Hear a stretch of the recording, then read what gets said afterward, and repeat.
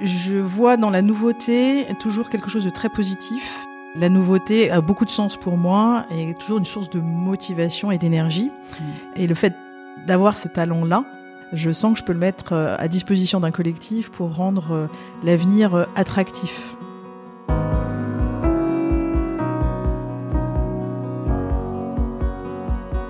Bienvenue dans notre podcast Culture Talent.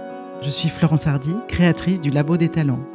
Chaque mois, des dirigeants et des managers se confient à moi et partagent comment ils s'appuient sur leurs talents naturels pour réussir tout en étant pleinement eux-mêmes.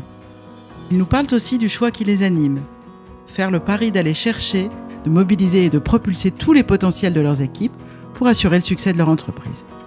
Culture Talent, un podcast proposé par le Labo des Talents et animé par Florence Hardy. Bonjour à tous, je suis ravie d'accueillir aujourd'hui Laetitia Ballacrucher. Bonjour Laetitia. Bonjour Florence.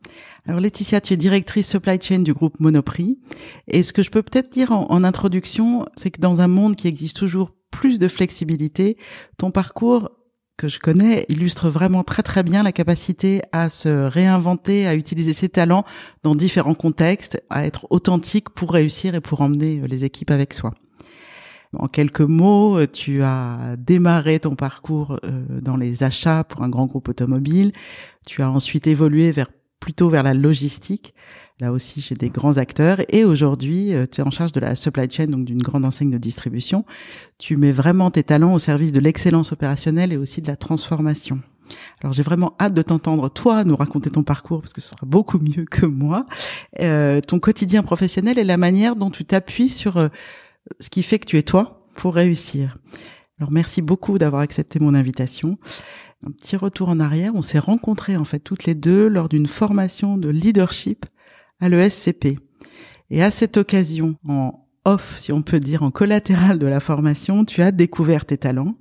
Qu'est-ce qui t'a marqué à ce moment-là ? Alors, quand je les ai découverts, en fait, j'étais pas surprise et surtout, j'ai été assez bluffée qu'on arrive à mettre des mots aussi lisibles et limpides sur le quotidien que je vivais et le top 5 que j'avais devant les yeux était une évidence pour moi, mais le fait de les avoir identifiés, de pouvoir mettre un mot dessus me rendait encore plus forte parce que je pouvais les activer de manière plus consciente, alors qu'avant c'était peut-être un peu plus induit par le contexte. Aujourd'hui, je les conçois un peu comme un jeu de cartes et chacune des cartes, je peux soit les activer, soit les combiner en fonction du contexte et en fonction des interactions que je souhaite mettre en œuvre avec l'équipe ou avec mes pairs. Waouh, donc là déjà on est dans une grande maturité, une grande précision avec comment on active ses talents. Mais alors on va revenir un petit peu au début. Laetitia, à ce stade, on a hyper envie de connaître ton top 5, tes 5 talents dominants. On se centre sur eux. Alors le premier c'est learner, le second c'est achiever, le troisième c'est discipline, le quatrième c'est analytical et le cinquième c'est individualisation. Est-ce qu'il y en a un que tu préfères et qui t'a vraiment immédiatement, dans lequel tu t'es senti bien tout de suite en découvrant ce rapport, là, il y a pas mal d'années maintenant? En fait, il y en a deux qui me plaisent et qui sont assez complémentaires parce qu'en fait, j'ai à la fois un côté action et puis un côté réflexion. Oui. Et donc, j'aime bien la combinaison du learner et du achiever, qui sont les deux premiers. Alors, learner, c'est une grande curiosité, un besoin constant d'apprendre. Comment ça se manifeste au quotidien? Et peut-être, à vrai dire, pas seulement au quotidien, mais comment ça nous parle de ton parcours?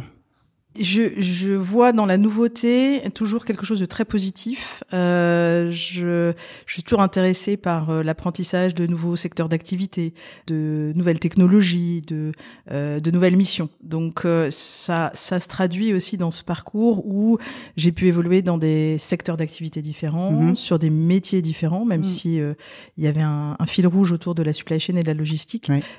Ça m'a donné l'opportunité de faire du marketing, de faire du commerce, de faire des opérations, parce qu'en fait la nouveauté a beaucoup de sens pour moi moi est toujours une source de motivation et d'énergie, énergie que je perçois comme étant communicative. Donc en fait, c'est aussi un moyen pour moi de mettre en mouvement des équipes, et je le perçois notamment ces dernières années en évoluant dans des secteurs en transformation.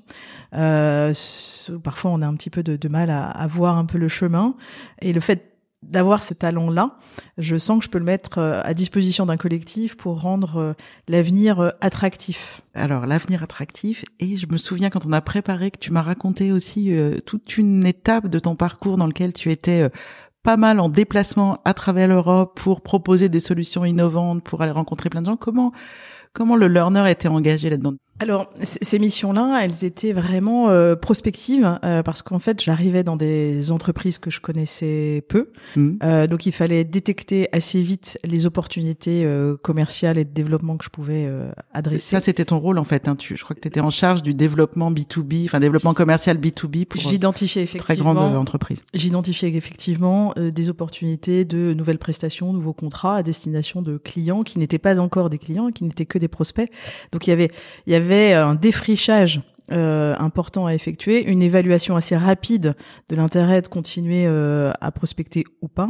Donc il fallait très vite détecter les opportunités, donc il fallait pouvoir s'intéresser à la capacité de l'entreprise dans laquelle je travaillais à répondre à leurs besoins et donc avoir une curiosité renouvelée au quotidien, parce que pour pouvoir aller atteindre les objectifs commerciaux, il fallait pouvoir prospecter sur un large spectre de prospects. Ouais. Ce qui me frappe quand tu en parles, c'est qu'on voit la joie de faire ça, alors que c'est sans doute aller défricher comme ça commercialement toute une série d'entreprises dans des pays plus ou moins proches d'une autre. C'est une mission qui pourrait intimider plus d'une personne. Je pense que la plupart d'entre nous seraient intimidés. Alors, j'avoue que en ce qui me concerne, ça a plutôt tendance à nourrir mon énergie. Alors, ça a quand même certaines limites, c'est qu'au bout d'un moment, c'est fatigant. Mais pour autant, moi, c'est ce qui me remplit d'énergie. Donc, en fait, c'est mon moteur. Donc, au contraire, je perçois assez peu la fatigue, et c'est plutôt la routine et la sédentarisation qui a tendance à me fatiguer. Ok, donc là, on retrouve bien la dynamique de learner qui est ravi d'aller découvrir, d'aller apprendre des nouvelles choses. À propos d'apprendre de nouvelles choses, tu m'as parlé, je crois, des langues que tu as maîtrisées pour pouvoir, ou en tout cas dans lesquelles tu t'es investi pour pouvoir faire tout ça. Alors, l'apprentissage, quel qu'il soit, est quelque chose qui m'attire toujours. Et d'ailleurs, en fait, quand j'ai une petite baisse de forme, en général, je me lance dans l'apprentissage de quelque chose de nouveau. Donc par là, exemple, j'ai des langues nouvelles. J'aimerais bien apprendre des langues asiatiques.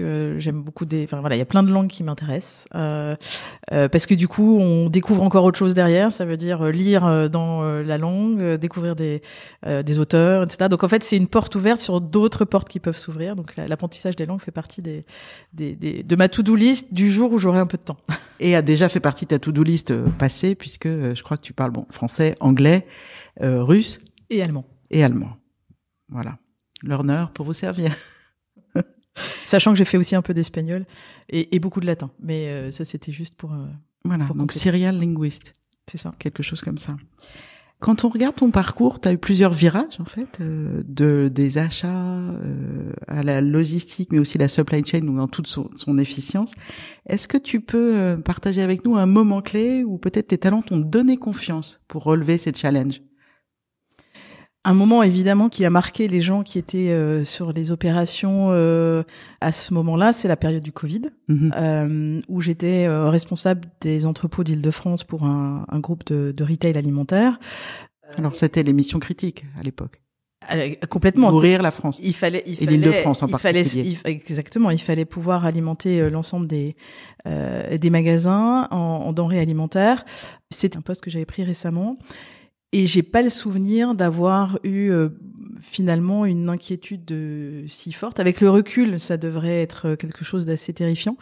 Et pour autant, j'étais persuadée qu'on allait trouver un chemin, qu'en s'organisant de manière structurée, en donnant confiance à l'équipe, on allait pouvoir s'en sortir. On a vécu des moments évidemment très très compliqués, mais il y a un souvenir qui me reste, c'est quelques fous rires. Où finalement la cohésion de l'équipe, notre capacité, et je pense que j'ai participé à ça, à se dire que on allait trouver le chemin, et qu'en travaillant beaucoup, ce qu'on a fait, et en étant structuré, on allait s'en sortir, finalement nous rendait tellement confiants qu'on finissait par avoir des moments de joie. Donc si je résume, on entend un talent qui est peut-être pas dans le top 5, mais qui est bien là quand même, ce fameux restauratif, qui y a un challenge, j'adore. Et puis la discipline, tout en parle, mais aussi un vrai goût du travail. Là, l'achiever, il est bien présent. De toute façon, ça c'est quelque chose que je maîtrise maintenant. La difficulté ou la nouveauté active ma capacité à travailler plus. Et maintenant aussi à pouvoir embarquer des équipes. Travailler, c'est pas forcément délivrer moi-même, mais c'est aussi comment je passe l'énergie que me donne la situation à donner du sens, à accompagner et à entendre aussi les équipes pour les mettre en mouvement. Okay. Laetitia, une des choses que j'observe chez toi au fil de nos échanges, donc qui sont assez peu fréquents mais répandus sur pas mal d'années, c'est une capacité à gérer énormément de choses avec une apparente facilité, vraiment. C'est ce qui ressort. Et même là, ce matin, en t'écoutant, je vois quelqu'un de complètement zen. Quel rôle peuvent jouer tes talents là-dedans? Comment ça se traduit au quotidien si j'étais une petite souris ou une petite mouche sur le mur de ton bureau? Qu'est-ce que je verrais? Tu verras un tableau blanc avec plein de petits carrés, des ronds et des flèches partout. Ce tableau, c'est toutes les opportunités et toutes les difficultés remises sur le même espace et la manière dont elles s'articulent. Et en fait, j'ai besoin de cette visualisation parce que c'est comme ça que je réfléchis. Et il y a des petites bulles qui apparaissent et qui disparaissent assez vite parce que le problème est résolu et puis il n'y a plus d'interaction avec le reste. Et puis il y en a qui restent très longtemps parce que c'est un objectif, parce que c'est compliqué, parce qu'il va falloir trouver des petites bulles qui vont venir alimenter cette résolution-là. Et parce que je réfléchis, enfin c'est mon mode de fonctionnement, je réfléchis en système. Donc en fait tout a un lien pour en général pour aller de l'avant. J'entends aussi parfois certains de mes collaborateurs que ça aide, d'autres pas du tout. Donc peu importe, mais je sais aussi je partage aussi la manière dont je réfléchis. Ça peut être aussi un moyen d'embarquer des équipes et surtout d'aller identifier chez certains de mes collaborateurs ces talents-là à qui ça parle. Tu me disais, on se met parfois dans le tableau et on y va, on bosse. Pour moi, trouver des solutions, c'est l'essence même de notre mission. Et finalement, une fois que c'est écrit, une fois que c'est limpide pour tout le monde, j'ai envie de dire, il y a plus qu'à. Et là, on active le achiever et tout le monde est mobilisé pour l'atteinte de l'objectif. Donc, bosser pour moi, c'est trouver le chemin et ensuite le mettre en place. Et ça, c'est la bonne traduction. Alors, justement, trouver le chemin, le mettre en place, et tu nous parles de mobiliser tes équipes. Comment tes talents t'aident à mobiliser tes équipes? Ou dit autrement, quelle est ta manière de mobiliser chacun? Alors, moi, j'ai une pratique depuis plusieurs années maintenant. Je pratique, et je le fais systématiquement dans un nouveau périmètre, et je l'entretiens d'ailleurs dans les périmètres que je connais bien. J'organise des tables rondes collaborateurs où j'écoute chacun de mes collaborateurs. Et sans hiérarchie, enfin c'est vraiment 100% de l'effectif. Alors évidemment c'est sur la base du volontariat, ceux qui souhaitent pas participer à ces tables rondes ne le font pas, mais en fait ça n'arrive jamais. Il y en a quelques-uns qui sont un peu réticents au début puis qui finissent par s'inscrire. Une table ronde, c'est quoi concrètement? Comment ça se passe? Concrètement, c'est 5-6 collaborateurs maximum. Okay, donc un petit groupe. Un petit groupe, avec quelques règles évidemment de bienveillance et de confidentialité. Et l'objectif, c'est de pouvoir partager ensemble ce que j'appelle les petits cailloux qui empêchent la charrette d'avancer. C'est-à-dire que chacun, je pars du principe que chaque collaborateur fait avancer sa charrette, mais certains cailloux sur le chemin peuvent l'empêcher de la faire avancer droit ou de manière efficace.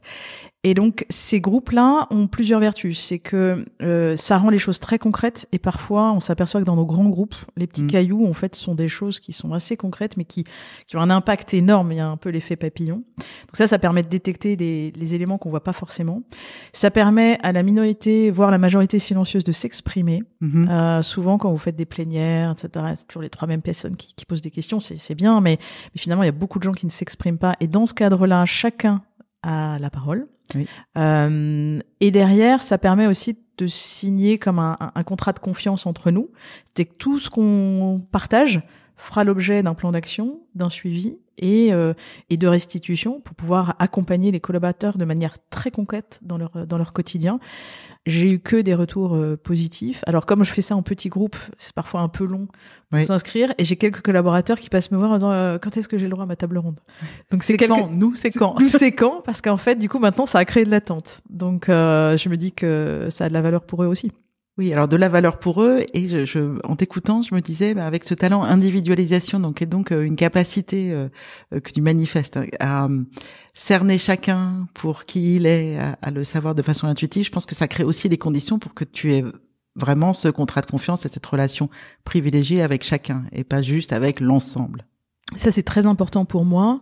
Et modestement, à mon petit niveau, j'essaye aussi de détecter un talent dans mes interactions, au moins un dominant dans mes interactions avec les collaborateurs, pour me dire, un peu comme le jeu de cartes que j'évoquais, me dire peut-être que dans un cas particulier sur un dossier, une situation, peut-être aller détecter le talent qu'on va pouvoir activer chez cette personne-là pour pouvoir nous accompagner et nous aider à trouver une solution. Ok, donc être très attentive à finalement ce qui est pas forcément explicité, mais qui est présent et que tu peux sentir, intuiter chez chacun. En tout cas, c'est l'exercice que je me fixe. Laetitia, une question que j'ai vraiment envie de te poser, parce que tu nous parles de cartes à jouer et t'as une très bonne maîtrise de tes talents, c'est comment tu les combines entre eux, vraiment de façon stratégique? Alors, ce qui est intéressant, c'est d'aller chercher, je pense aussi au-delà du top 5, parce que j'ai trouvé des talents, notamment Arranger et Input, qui viennent nourrir le top 5. Donc en fait, raconte-nous un peu. C'est la combinaison de tout ça. Alors Arranger, le fait d'orchestrer. Moi, je suis quelqu'un qui a beaucoup de mal à travailler seul. Je me réalise beaucoup dans le collectif auquel j'appartiens ou le collectif que j'anime. Et ça, c'est quelque chose qui me nourrit énormément. Donc en fait, je sais structurer et je sais donner l'envie. Et Arranger vient nourrir le Achiever. Qui pour le coup trouve un chemin qui me parle à moi évidemment, mais qui parle aussi à l'ensemble de l'équipe. Et donc c'est cette combinaison de Arranger, Achiever dans des situations complexes de gestion des opérations, parce que j'ai géré beaucoup d'opérations logistiques notamment, des gestions de crise aussi également. Et donc ça, je sais qu'en combinant les deux, j'arrive à proposer des choses qui sont en général assez efficientes. Et puis il y a une autre combinaison que j'aime bien aussi, c'est le Input. Oui. J'ai Input dans mon top 10. Alors Input, son nom n'est pas forcément explicite pour tout le monde. C'est un talent qu'on partage toutes les deux. Dis-nous comment tu le décrirais toi? Moi, je l'associe beaucoup à learner parce qu'en fait, c'est finalement s'intéresser à plein de sujets et collecter de l'information qui paraît un peu disjointe comme ça, mais qui vient nourrir une soif d'apprendre et qui surtout est dans mon cas une promesse de un jour ça me servira et ça viendra alimenter soit ma réflexion, soit mon action. Et donc j'ai une petite pratique depuis maintenant des années. Je crois que j'avais commencé à faire ça quand j'étais étudiante, donc ça date un peu. J'avais à l'époque un petit carnet mauve qui me servait à noter des choses. Alors ça pouvait être le chiffre d'affaires d'une grande entreprise, le nom d'un PDG, ça pouvait être des statistiques sur un pays lointain. Enfin voilà, tout un tas de choses. Alors à l'époque, je découpais des articles de journaux, donc c'est un carnet qui était très très épais que j'ai encore d'ailleurs. Alors aujourd'hui, j'ai digitalisé la pratique, mais dans mes notes digitales, ça s'appelle toujours le carnet mauve et rempli de 25 ans de sujets divers et variés qui m'ont intéressé à ce moment-là. Et puis quand je les retrouve, c'est toujours un vrai bonheur. C'est un petit cadeau. J'ai l'impression de m'être fait des petits cadeaux comme ça avec des petits cailloux au fil du temps. Et je me dis tiens oui, ça c'est vrai, ça m'avait intéressé à l'époque. Et donc ça vient nourrir aussi ce besoin de j'ai une information un peu éparpillée et pour autant elle commence à prendre du sens avec le temps et avec la réflexion que je peux mettre derrière. Oui.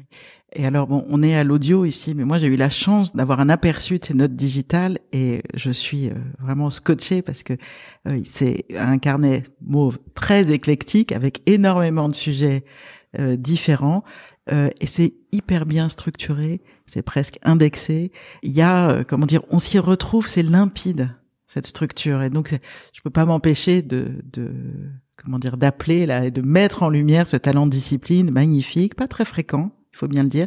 Tu as, toi, dans ton top 5. Alors, effectivement, je sais pas organiser des notes s'il n'y a pas des étiquettes qui me permettent de faire des tris, des croisements, etc. et de manière très, très structurée. Mais ça, pour le coup, c'est peut-être le talent que j'active le moins de manière consciente. Parce qu'en fait, il apparaît un peu en fil rouge dès que j'entame ou j'initie quelque chose. Il y a toujours ce volant, la discipline qui apparaît, qui n'est pas forcément le talent que je préférais. Alors, dis-nous un peu plus. Est-ce que tu as changé de regard sur ton talent? Oui, parce que c'est pas très attractif le côté discipline. Ça peut faire un peu garde-chiourme, un peu psychorigide. J'avoue que celui-là, il me plaisait pas trop. Et aujourd'hui, je le prends comme un fil rouge qui permet de pouvoir adresser des sujets qui sont parfois un peu complexes, un peu denses, et d'organiser tout ça pour essayer d'avoir, on va dire, un quotidien à peu près équilibré quand même. Donc finalement, aujourd'hui, on est devenus amis avec Discipline. Ça va mieux. Super. Et alors, de tous tes talents, est-ce que tu dirais qu'ils s'expriment de la même manière dans ton activité professionnelle que dans le reste de ta vie? Est-ce qu'ils sont présents partout? Qu'est-ce que tu peux nous dire là-dessus? C'est forcément différent parce que les enjeux sont évidemment différents. En revanche, comme il y a des talents que j'aime bien et qui me font du bien et qui me donnent de l'énergie, à titre personnel, je sais que quand j'ai besoin de me redonner un petit peu d'énergie et remettre un peu d'essence dans le moteur, je vais apprendre. Je sais que l'apprentissage est quelque chose qui me nourrit, qui me rend heureuse. Et du coup, à titre personnel, en général, je vais dévaliser la première librairie pour acheter plein de bouquins. Je prévois un projet de voyage. Voilà, donc c'est quelque chose qui, quand même, dans la vie personnelle, me nourrit beaucoup et parfois fatigue un peu mon entourage d'ailleurs, qui se dit de toute façon demain elle sera passée à autre chose. Oui. Et je peux effectivement en témoigner parce qu'à chaque fois qu'on échange au téléphone ou qu'on se voit même brièvement, je crois qu'à chaque entretien, à chaque échange, tu me parles d'un nouveau truc que tu viens d'apprendre ou que tu es en train d'apprendre ou d'un nouveau groupe dans lequel tu t'insères et où tu découvres des choses et des gens. De toute façon, le projet individuel me parle assez peu. Et donc, en fait, je m'inscris vraiment dans des sujets qui sont systématiquement collectifs. Alors, merci beaucoup de tout ce partage parce que tu nous donnes vraiment une vue de l'intérieur sur toute la conscience que tu as et l'intentionnalité que tu mets derrière tes talents. Si tu prends beaucoup de recul, cette découverte il y a 8-9 ans, qu'est-ce qui fait qu'aujourd'hui tu t'intéresses encore à tes talents? Quel impact ça a pour toi, autour de toi? Aujourd'hui, ce qui m'intéresse, c'est la capacité à combiner ces talents dans les équipes que j'anime. Et j'avoue que dans les recrutements ou dans la constitution d'équipes projets, je suis particulièrement vigilante à essayer de combiner des talents différents et pouvoir les activer quand on en a besoin. Et j'ai vraiment une conviction très très forte de la puissance que peut avoir l'utilisation des talents dans un collectif, surtout s'ils sont complémentaires et s'ils nourrissent les uns les autres. Aujourd'hui, ma pratique, elle est un peu moins tournée uniquement vers moi, mais beaucoup vers la constitution d'une équipe qui décuple et démultiplie en fait les opportunités d'activer certains talents. Merci. Alors, je fais une petite annonce aussi qu'on a un épisode spécial qui parle justement de ce sujet, de comment pouvoir recruter ou constituer une équipe en posant des questions sans forcément avoir l'outil Clifton Strengths, mais en posant des questions qui vont nous aider à déceler, pour ceux qui n'ont pas l'individualisation, parce que Laetitia, tu as de la chance, mais ça n'est pas le cas de tout le monde, pouvoir déceler ce qui met chacun en mouvement, en quoi chacun a vraiment son excellence unique. Typiquement le genre de questions que je pose systématiquement dans le cadre d'un entretien de recrutement ou de constitution d'équipe. Qu'est-ce qui vous met en mouvement et qu'est-ce qui vous pèse? Ça, c'est une question que je pose, deux questions que je pose systématiquement et c'est toujours très intéressant d'entendre les réponses d'ailleurs. Ok, donc là, à noter, qu'est-ce qui vous met en mouvement et qu'est-ce qui peut vous peser? Avec cette démarche et ce choix de se focaliser sur ce qui fait que chacun est différent, chacun est unique, on a de l'impact, tu l'as dit, auprès de ces équipes. Est-ce qu'il y a d'autres contextes dans lesquels ça te paraît vraiment pertinent? J'ai, tout au long de mon parcours, toujours investi beaucoup de temps dans les réseaux, notamment féminins, pour permettre aux femmes, ça me paraît très important, d'assumer leur ambition et d'assumer le fait de vouloir prendre des responsabilités, surtout dans des univers un peu masculins dans lesquels j'ai évolué. Et ce que je trouve intéressant dans le travail sur les talents, c'est qu'en fait, on casse de manière pragmatique et concrète les stéréotypes. C'est-à-dire, c'est pas parce que je suis une femme ou c'est pas parce que j'ai tel ou tel parcours académique que j'ai forcément ce talent-là. Et ça a des vertus à double titre, c'est que évidemment pour les individus concernés, ça permet de pouvoir révéler et d'assumer des talents divers et variés. Et puis surtout pour les entreprises et les organisations, ça permet d'activer des talents, de ne pas se tromper aussi sur les personnes qu'on recrute ou à qui on confie des responsabilités, et de s'assurer qu'elles ont les armes pour y arriver. Donc je trouve que cet outil-là, il est formidable pour aller enrichir de manière vraiment très significative l'ensemble des entreprises qui l'activent, et pour pouvoir aller révéler des talents qu'on aurait peut-être mis un peu dans une case ou stéréotypés. Oui, c'est ça, c'est un petit peu l'anti-stéréotype. Et à ce titre, je vais quand même redire quelque chose que je dis souvent, c'est que une des magies de cet outil, c'est vraiment qu'on n'est pas dans de la typologie, mais bien au contraire, dans le fait que chacun va pouvoir s'approprier son profil véritablement singulier. Qu'est-ce que tu dirais à quelqu'un qui aurait justement envie, après t'avoir écouté, de reprendre la main sur ses talents, sur son développement, de s'investir, que ce soit pour soi-même ou pour son équipe? Qu'est-ce que c'est quoi tes tips pour se lancer?